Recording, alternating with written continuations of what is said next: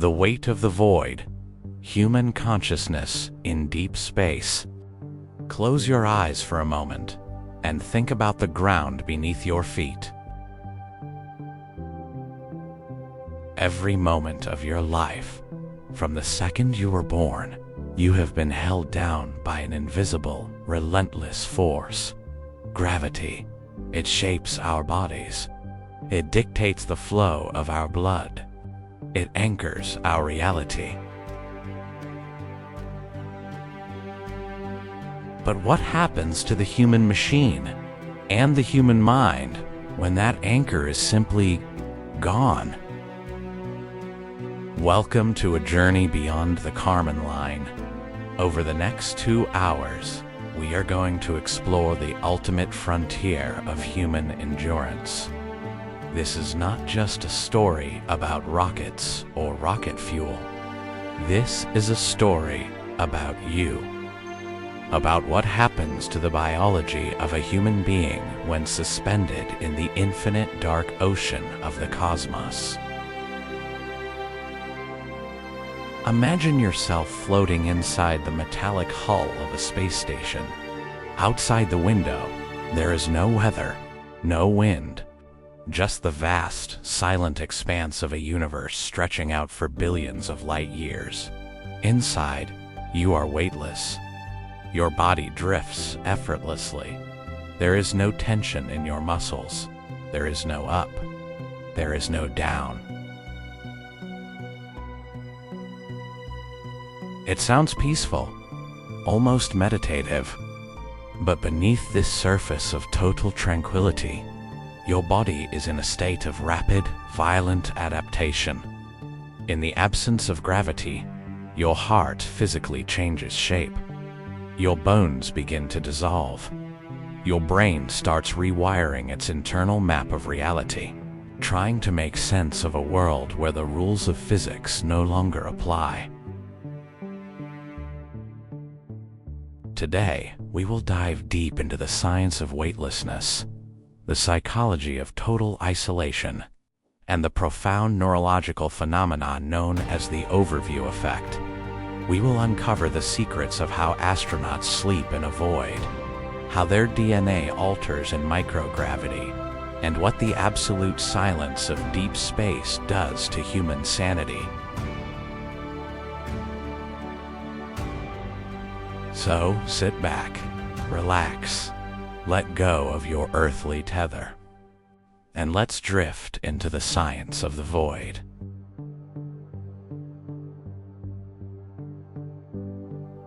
Chapter 1. The Physics of Nothingness. To understand what space does to us, we first must understand what space actually is. When we look up at the night sky, we often think of space as empty, a vacuum. But true emptiness is a myth. The interstellar medium is a chaotic environment, teeming with cosmic radiation, micrometeoroids traveling at hypersonic speeds, and extreme temperature fluctuations. When an astronaut steps aboard a spacecraft and achieves orbit, they aren't actually free from Earth's gravity. It is a common misconception that there is zero gravity in space. In reality, at the altitude of the International Space Station, about 400 kilometers above the surface, Earth's gravity is still at about 90% of what we feel on the ground. So why do they float? The answer lies in orbital mechanics. The space station, and everyone inside it, is constantly falling toward Earth, but they are moving sideways so incredibly fast, roughly 28,000 kilometers per hour, that, as they fall, the curvature of the Earth falls away beneath them at the exact same rate. They are in a state of perpetual freefall, a continuous, endless dive into the horizon.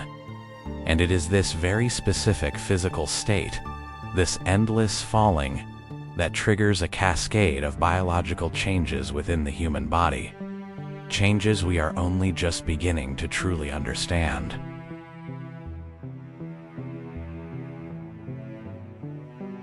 Chapter 2. The Biology of Weightlessness. For millions of years, every ancestor of the human race evolved under the exact same conditions. Our biology is a masterpiece of earthly engineering. Our skeletal structure, our cardiovascular system, the very fluid in our cells, all perfectly calibrated to fight a constant 1G environment.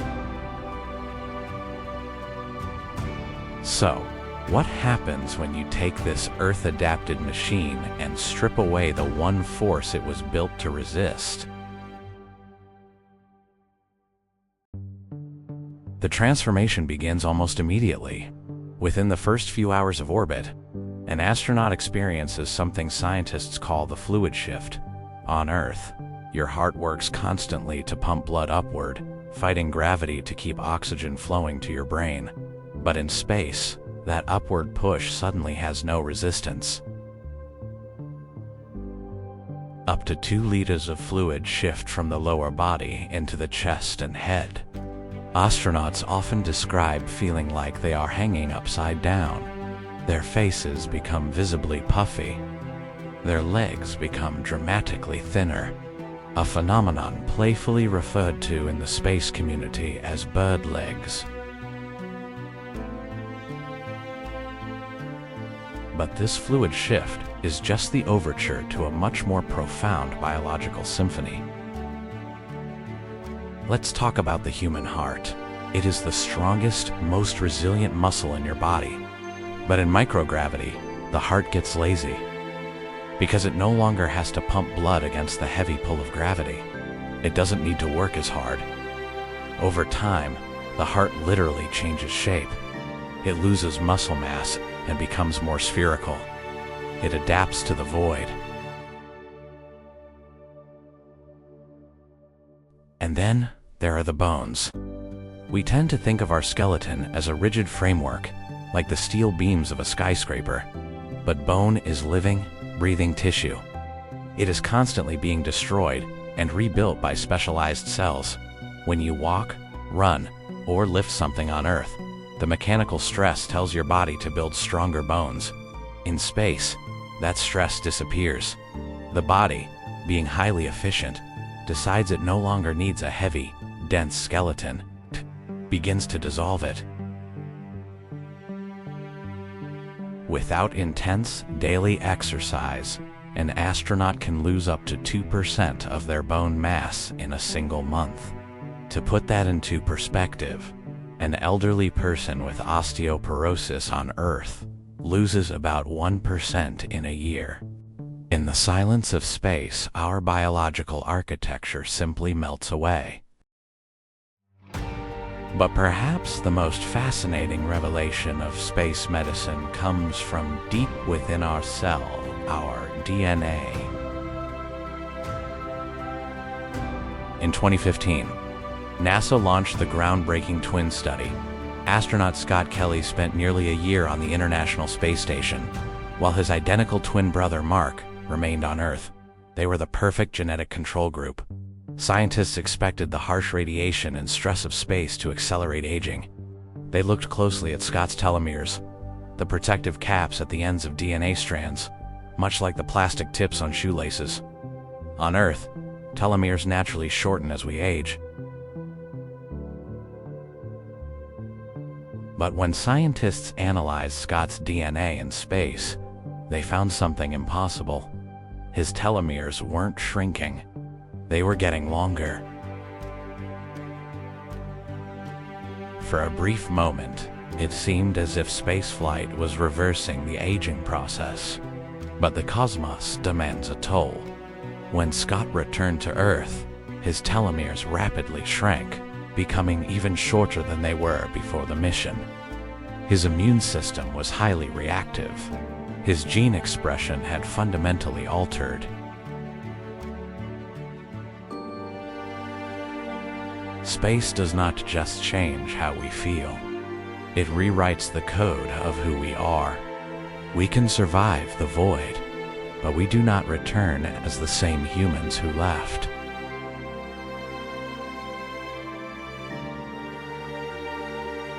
Chapter 3. The Overview Effect. We have talked about the physics of the void. We have explored the biology of the body. But the most profound transformation that occurs in space does not happen in the bones, or the blood, or the heart. It happens in the mind.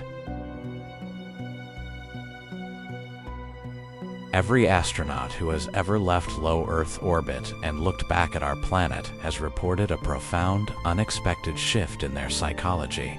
It is a phenomenon so powerful and so universal that researchers had to give it a name.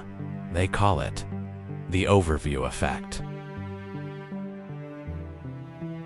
Imagine floating by the cupola, the large observation window on the International Space Station. You unstrap yourself, drift towards the glass, and look out. Down there, suspended in the absolute terrifying blackness of the infinite, is a sphere, a brilliant glowing marble of blue and white. From this distance, the human brain struggles to comprehend what it is seeing. Our entire evolutionary history has trained us to view the world from the ground up. We are used to horizons. We are used to vast, insurmountable distances. But from space, all of that collapses. You realize, with sudden, terrifying clarity, that every human being who has ever lived, every war ever fought, every tear ever shed, every triumph, every failure, every person you have ever loved, exists entirely on that one fragile, lonely speck of dust. From orbit, you cannot see borders. You cannot see nations. You cannot see political divides or economic classes. The artificial lines we draw across maps to separate us from them simply vanish. They do not exist in the reality of the cosmos. All you see is a single unified system. Astronauts often speak of a specific, chilling realization when they look at the edge of the Earth. They see the atmosphere. From the ground, the sky looks like an endless, protective dome of blue. But from space, you see it for what it truly is. An incredibly thin, almost translucent halo. It is shockingly fragile. A paper-thin shield of gas standing between a vibrant, living world and the deadly, freezing vacuum of the universe. Neurologically, the overview effect is a massive cognitive dissonance. The brain's internal map of reality, its schema, is forcibly overwritten. Psychologists describe it as a state of profound awe. Awe is an emotion that forces the brain to accommodate new information that is too vast for its current understanding of the world. It diminishes the ego. It shrinks the self and expands the feeling of connection to something unimaginably larger. Many astronauts return to Earth fundamentally changed. They become deeply committed to environmentalism. They lose interest in petty conflicts. They carry a permanent, lingering sadness for how fractured humanity is, because they have seen, with their own eyes, that we are truly just one crew on one delicate ship, sailing through the dark.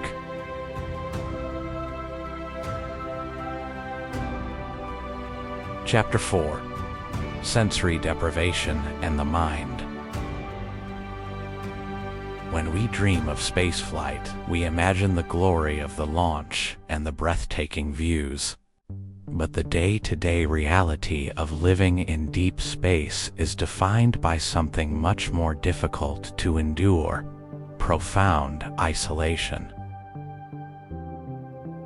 Space is entirely silent. Sound requires a medium like air or water to travel. In a vacuum, there are no sound waves.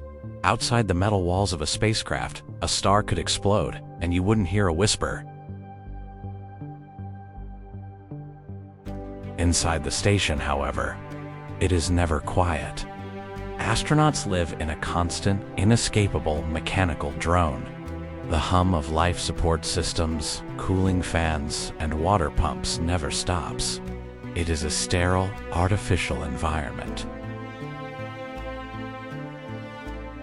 Now, think about the sensory inputs you experience on Earth in a single day. The feeling of a cool breeze on your skin, the smell of rain hitting dry asphalt, the sound of birds, the crunch of leaves underfoot, the changing light of a sunset casting long shadows. In space, all of that is gone. Astronauts experience a phenomenon known as sensory monotony. The temperature never changes.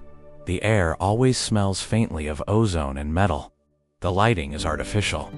For months, or eventually, on a journey to Mars, for years, the human brain is starved of the rich, chaotic stimuli it evolved to process. Psychologically, this sensory deprivation is exhausting. The brain begins to crave novelty. Without the grounding presence of nature, the mind can turn inward. Isolation can breed anxiety, depression, and a deep, agonizing homesickness known as Earth out of view. When traveling to Mars, the Earth will eventually shrink from a glowing blue sphere to just another pale blue star in the blackness. What happens to the human psyche when we can cover the entire history of our species with the tip of our thumb? To survive the void, astronauts must rely on extreme mental discipline. They grow plants in tiny, artificial greenhouses, not just for food, but for the psychological comfort of touching something green and alive. They cling to the smell of fresh fruit sent up on cargo ships. They fight to remain human in an environment that is distinctly inhuman.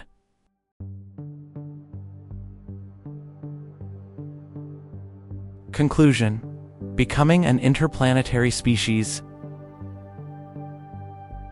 We began this journey by thinking about the gravity that anchors us to the Earth. For billions of years, life was bound to the surface of this one planet. But in the grand timeline of the universe, we have only just begun to open our eyes and look outward. We now know that space is not just an empty place we travel through.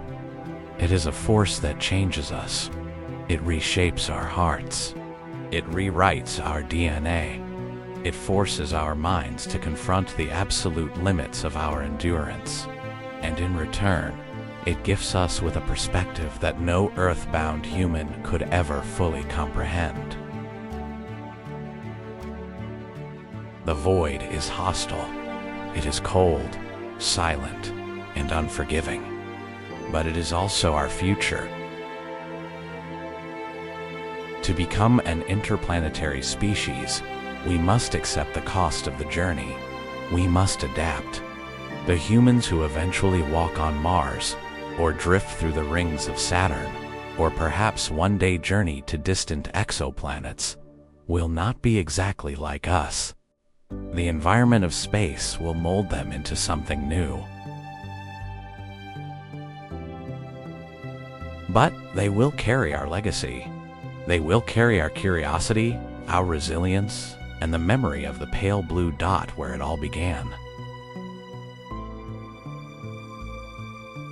So, take a deep breath. Feel the weight of the air in your lungs. Feel the pull of the ground beneath you. Cherish the gravity that holds you.